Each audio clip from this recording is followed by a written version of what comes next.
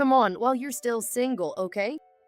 But we're already legally married, David said, clearly troubled by Grace's tempting voice. But until the reception starts, you can still pretend to be single, right? Once everyone recognizes that you belong to Jessica, our relationship would technically be illegal. So, you're planning to break up with me once I'm married? Of course not. Grace's sly laughter echoed softly across the floor. It'll just be the start of a new kind of relationship, won't it? Yeah, I guess both you and I still need Jessica for now.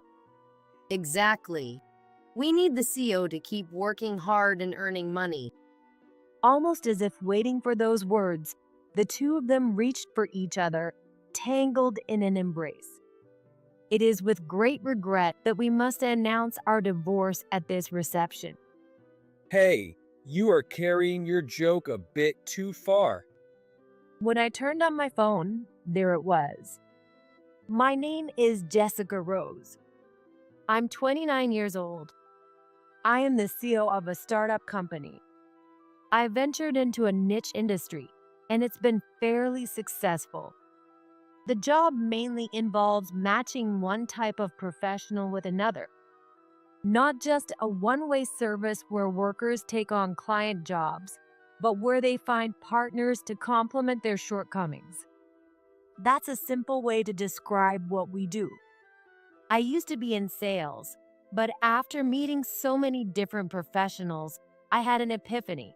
If these two people worked together, things would go much smoother. It's something I noticed over and over again.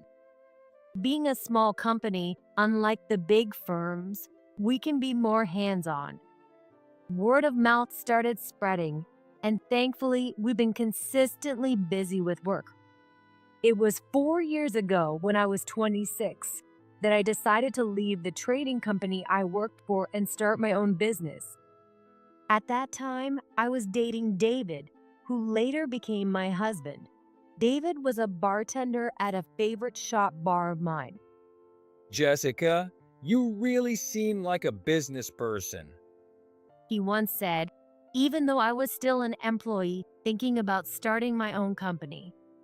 After work, I'd stop by for a drink to wash away my stress of the day before heading home. That bar became my sanctuary, and David was always there. At the time, my job kept me so busy that I barely had any time for anything else. I stumbled upon that small bar one day, liked the vibe, and it became part of my regular route home. Here's your cocktail for today, Jessica. At first, I drank the standard cocktails, but one day, out of the blue, he made me an original cocktail.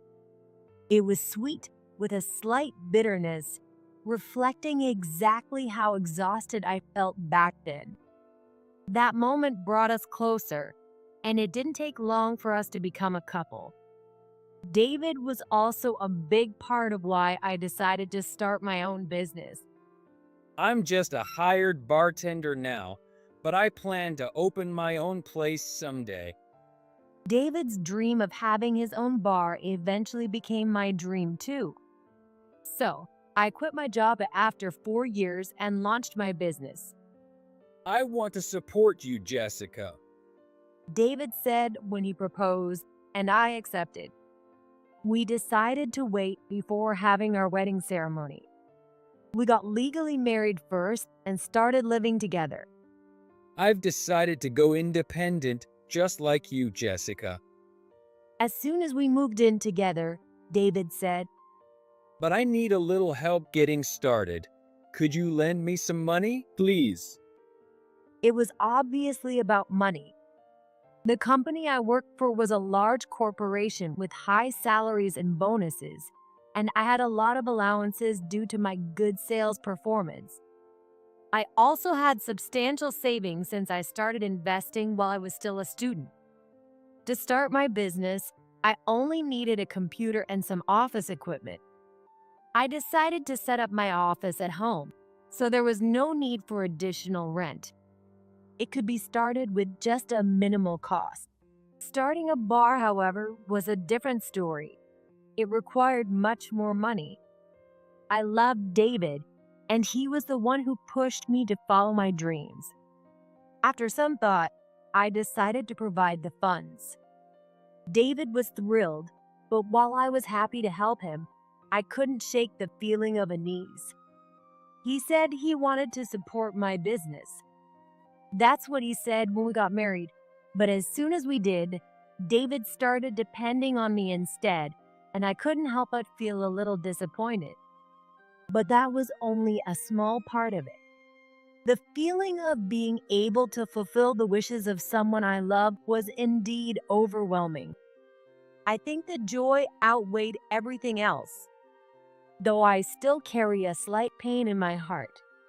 Aside from David, there was one other person I told about my plan to start my business. My best friend, Grace. Grace and I started at the company together. I graduated from a 4-year university and joined the sales department, while Grace, who graduated from a 2-year community college, was placed in reception. We first met during the initial training program, which was the same for everyone, regardless of department. We happened to sit next to each other, and since we were both women, it was easy to start chatting. Grace was a strikingly beautiful woman with a certain magnetic charm that drew people to her. We naturally hit it off, and before I knew it, we were sharing everything with each other. It's strange how two people so different could become such close friends, but I guess that's just how human relationships work sometimes. I came to this company to find my husband. It's a big company, so there should be plenty of elites, right? Grace used to say this jokingly, but deep down, she was serious. I don't want to be working hard even after getting married. I'm definitely going to marry someone who can let me live a luxurious life as a stay-at-home wife. She always said that. So when I told her I was going to start my own business, she was genuinely surprised and worried. Are you serious? Aren't you scared? Well, it's not like I'm not scared. Right. You're leaving a stable job to walk down an uncertain path. We both worked for a trading company that was considered pretty large. The work was tough, but the allowances and benefits were solid. Even if you got married and had kids, the company offered maternity and parental leave, making it easier for women to continue working. It feels like a waste to quit before getting those benefits. If it were me, I would never leave. Grace's eyes seemed to hold a hint of pity as she looked at me. I regretted telling her about my plans. I should have known that Grace and I were different. From her perspective, a woman like me who would choose a path that involved hardship must have seemed unbelievable. No matter how close you are, there are things you can't understand about each other. I had been drinking a little at the time, and in a moment of drunken boldness, I said too much. Looking back, I realized I should have chosen my confidence more carefully. Later, when I had actually left my jobs and my business started taking off, Grace seemed to have completely forgotten what she had said and came to me with this. Can I help out at your company, Jessica? Apparently, the guy she had her eye on at work got engaged to another woman. There's no hope for me staying at this company. And honestly, I'd rather do meaningful work with you, Jessica, than be just another cog in a big machine. My best friend Grace had already quit her jobs with that intention, and I reluctantly agreed to take her in. I was just reaching the point where I couldn't handle everything on my own and needed to bring on more help, so I figured it wouldn't be so bad to work with someone I already knew well. I did think she was being a bit opportunistic, but I understood it as Grace making a realistic decision. 2 years have passed since Grace joined my company, and now we have 10 employees. The workload keeps increasing. To be honest, Grace isn't exactly a powerhouse when it comes to work, but her people skills make her a valuable buffer in the office, and for that, I'm grateful. She often relays things to me that others might find hard to say directly, acting almost like a white figure in the company, which has been helpful in many situations. Meanwhile, although my company is growing steadily, David's bar hasn't taken off as well. I'm sorry, but could you hold on a bit longer? More often than not, I find myself covering the rent and expenses for his bar. Maybe you should consider changing your business strategy. I suggested, though I wasn't sure if it was my place to say, and that seemed to irritate David. Yeah, you're right. You're the one with the business acumen, unlike me. Sorry for being such a useless husband. With that, David slammed the door and headed to his bar. Lately, we've been having more and more of these little arguments. Do you think this might be the end of us? I couldn't help but voice my worry to Grace. Are you thinking about getting a divorce? Grace asked me bluntly. I don't want to split up, but I don't know how David feels.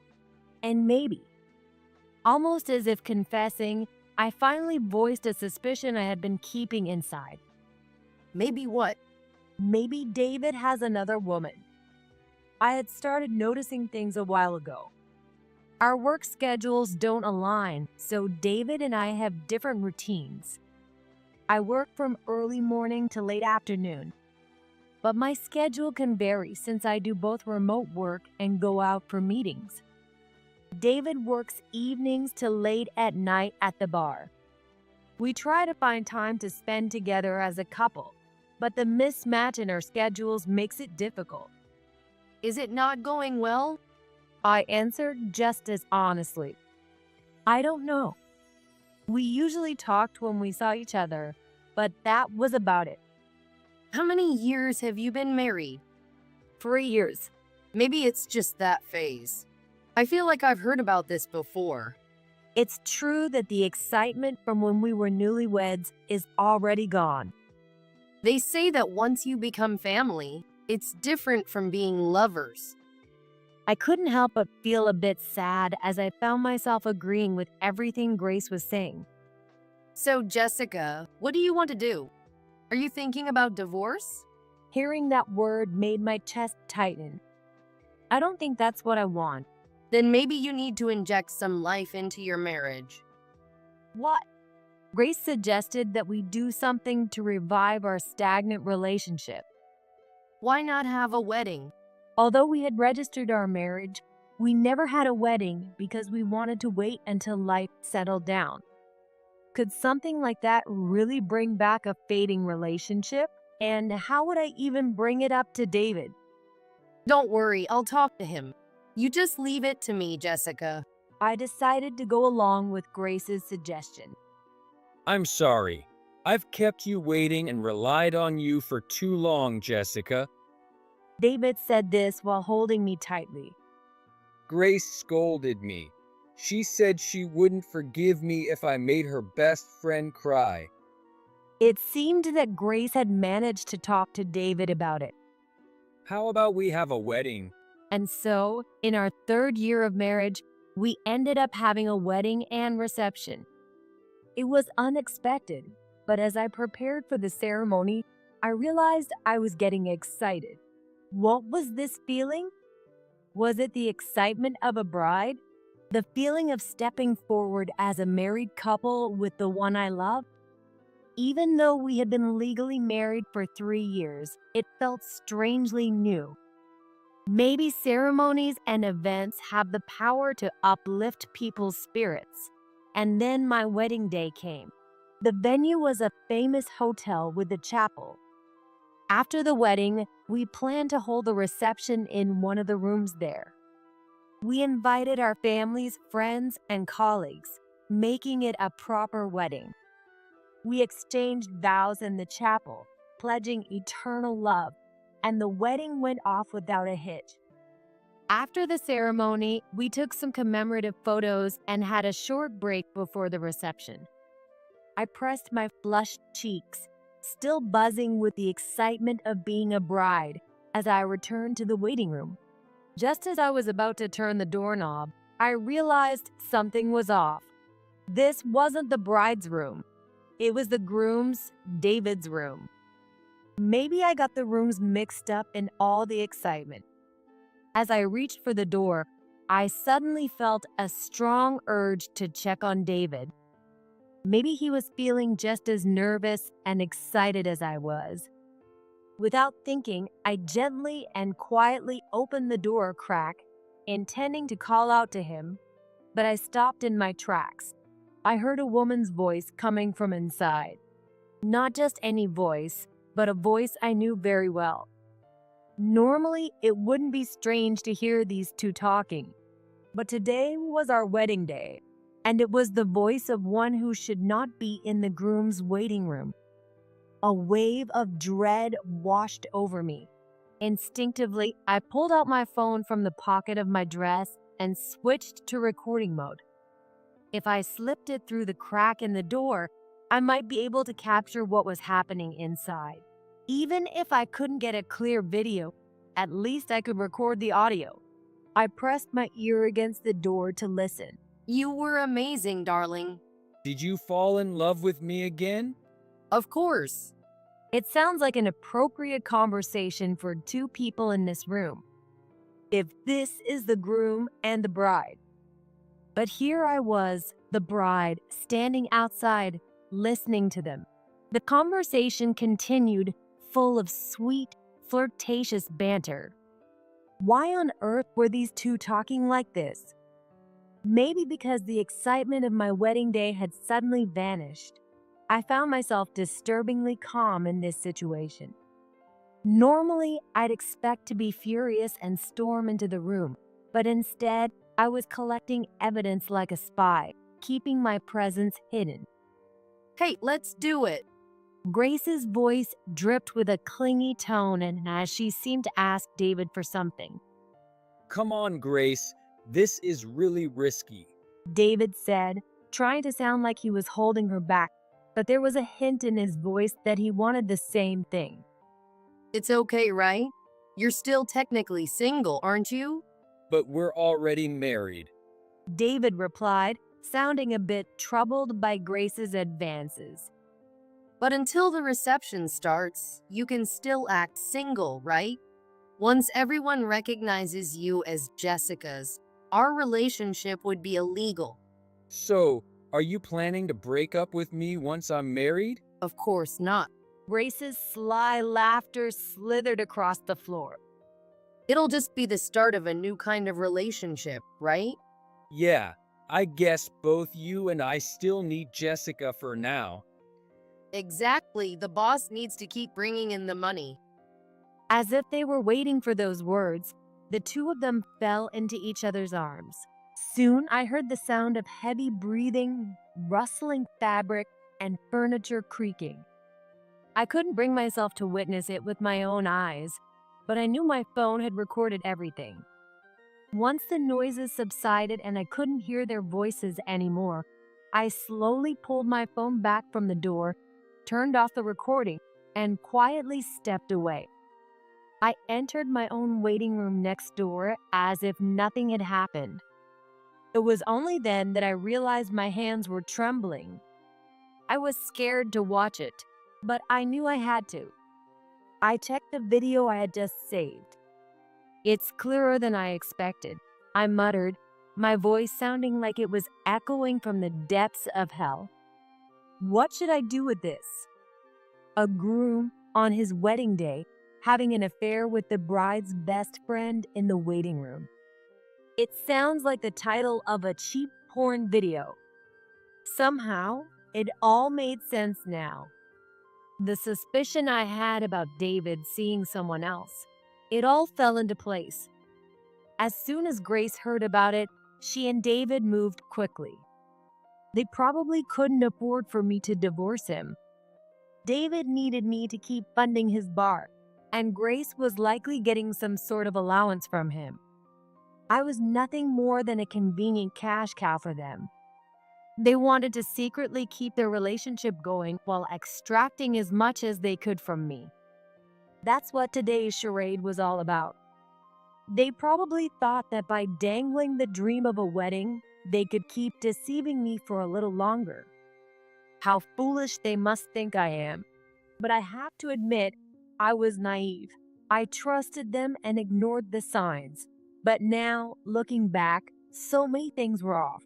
For instance, whenever I had a business issue on my mind, David would suddenly offer some advice.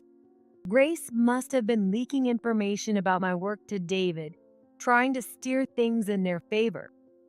Maybe Grace joined my company with that intention from the start. When I let myself think that way, the doubts keep coming. Right now, I have no one to talk to, and I'm sitting here alone, figuring out my next move. A sad bride on her wedding day, thinking about such things. It's so pathetic, it almost makes me laugh. But I'm not the type to just sit and cry. I'll make sure to pay them back many times over. I started planning in my mind. Then I walked out of the room, keeping my composure, and headed to the reception hall where my family was waiting. With a bright smile, I played the part of the happy bride perfectly. Holding the hand of the groom who had just betrayed me, we entered the hall together. To thunderous applause, we were escorted to the head table. As we sat down, the music stopped, and the host handed the microphone to David. We had decided he would give the opening speech. But before he could take it, I quickly snatched the mic from the side. David looked at me surprised, but I smiled at him and nodded reassuringly. What kind of surprise is this? Are you announcing that our married life is going to be full of surprises like this? David's voice echoed through the mic, and the crowd burst into laughter. He didn't seem to suspect anything, seeing how happy and playful I looked. Originally, my husband David was supposed to give the opening speech, but before that, I have an announcement I'd like to make. A murmur spread through the room. What could the bride possibly want to announce herself? Some people even whispered that it might be a pregnancy announcement. Unfortunately, it wasn't anything so joyous. In fact, I doubt anyone could have imagined what I was about to say at a wedding reception.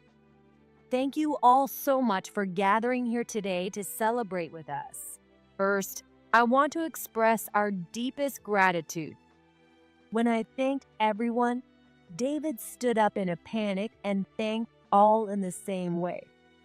There was a little laughter from the guests at our appearance. It looked like a charming scene of a husband already being henpecked by his wife.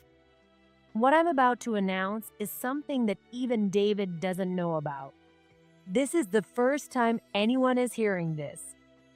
I smiled sweetly at David as I spoke, and he smiled back, clearly expecting some sort of pleasant surprise. Well then, here it is. David and I have decided to get a divorce. The room, which had been filled with joyful chatter, fell deathly silent, followed by a murmur of confusion and disbelief. Hey, what are you talking about, Jessica? David stammered, a nervous laugh escaping him, but he didn't seem to believe it yet. How could he? It is with great regret that we must announce our divorce here at this reception. Hey, you are carrying your joke a bit too far. David scolded harshly, but I only smiled more brightly. Why are you smiling? Why would you say something like that? Take it back. Apologize to everyone right now. No, we're getting divorced. I'm not divorcing you. There's no reason to. David shouted, slamming his hand on the table. Oh, there's a reason, I said, pulling my phone out of the pocket of my wedding dress. Did you know that some wedding dresses now have pockets? Even brides want to carry their phones these days. I turned on my phone, and the following conversation started playing, echoing throughout the hall from the mic I was holding. You were amazing, darling. Did you fall in love with me again? Of course. Some people might have thought it was a conversation between me and David. But David and one other person in the room knew immediately that it wasn't. Stop it. David lunged at me, but I had anticipated that much.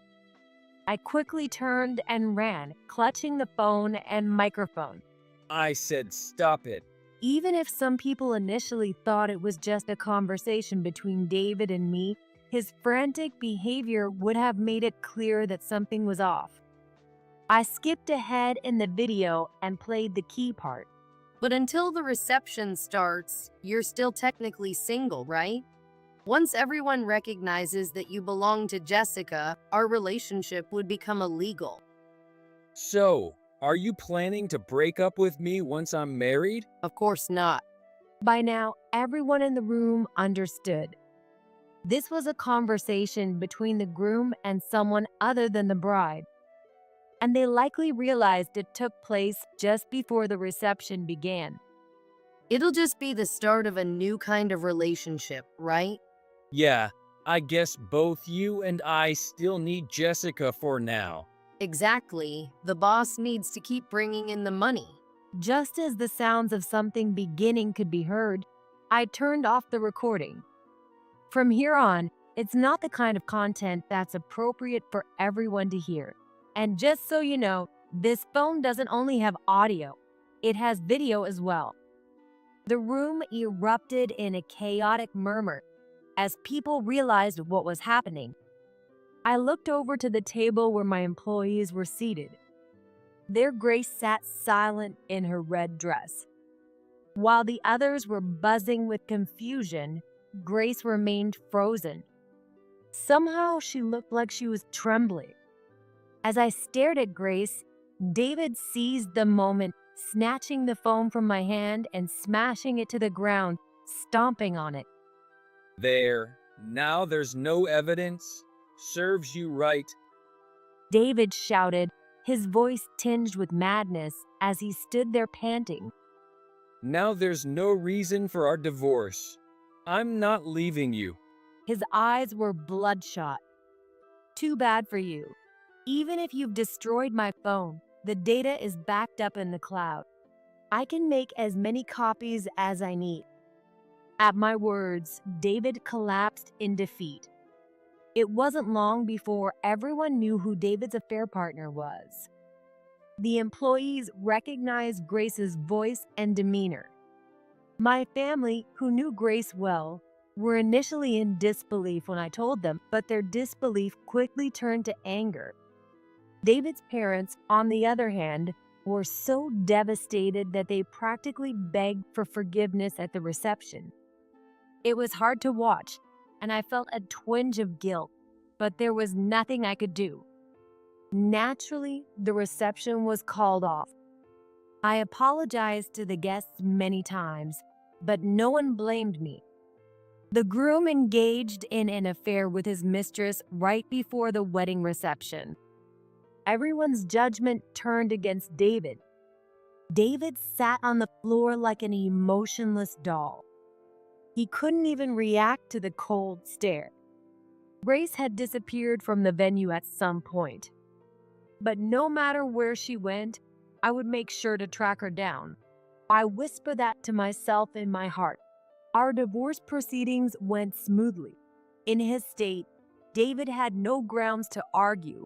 He had little to his name anyway.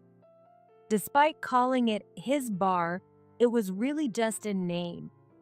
At the time, no one would lease a place to him, so I had signed the rental agreement in my name, with David merely acting as the manager. His parents, who hadn't known this, were shocked. David had made it seem as though he had started the business on his own, but that was far from the truth. As a result, there was no money for alimony or asset division. David's parents, realizing everything, emptied their retirement savings and even took out loans to cover the costs. Including the money I had spent on the bar, it amounted to a significant sum, but they insisted on paying it all. Though I told them it wasn't necessary, they were adamant, and I reluctantly accepted. Are you going to take my bar away too? David protested, but his parents yelled at him, silencing him. They said they would have him work off the debt by living and working on a relative's farm.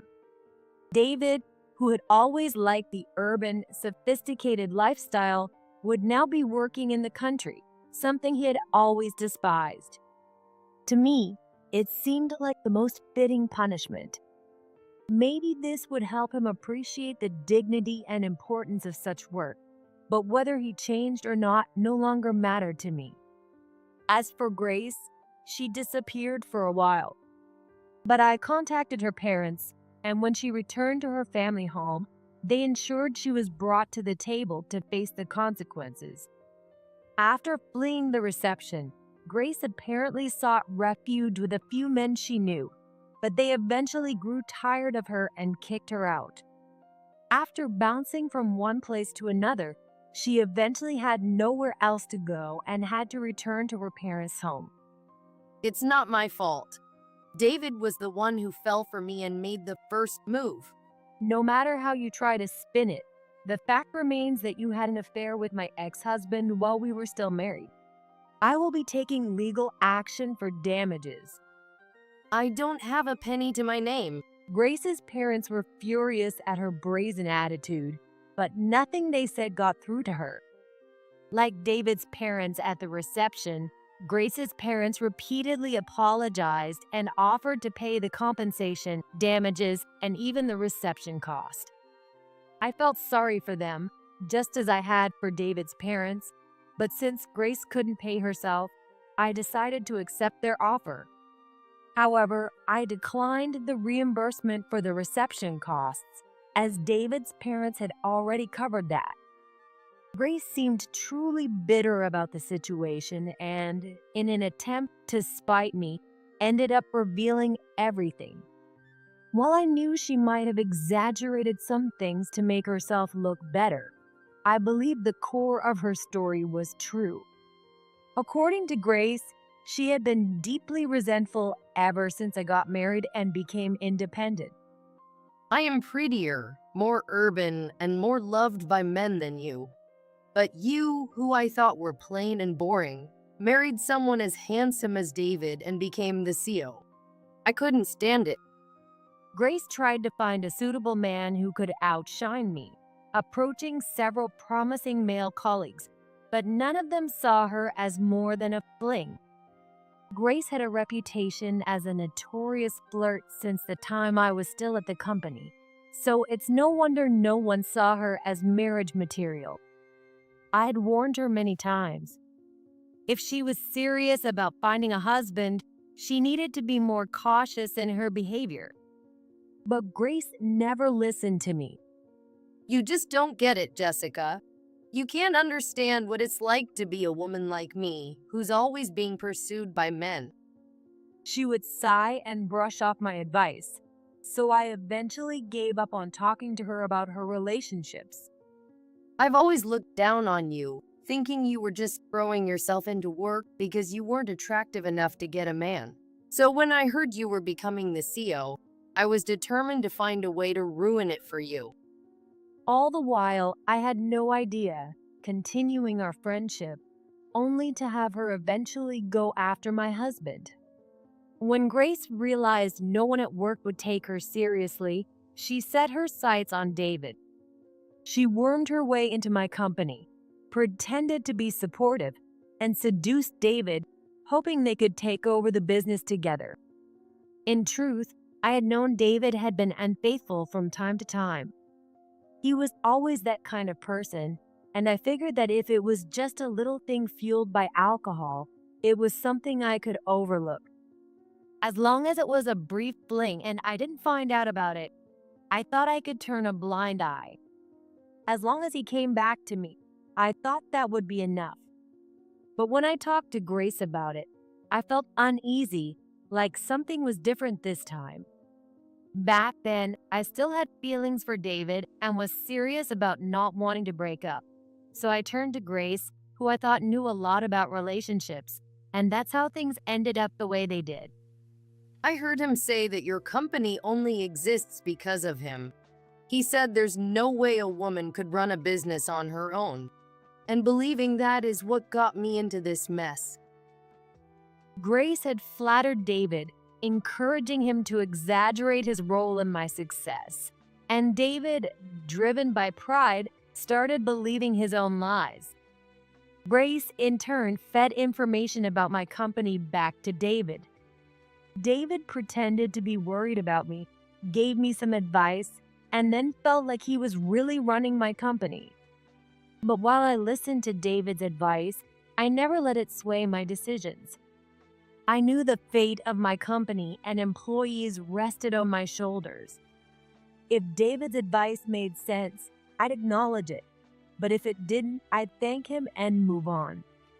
It was all just a fantasy they had built together. Just look at how David's bar turned out. He clearly lacked any real business acumen. That's the reality.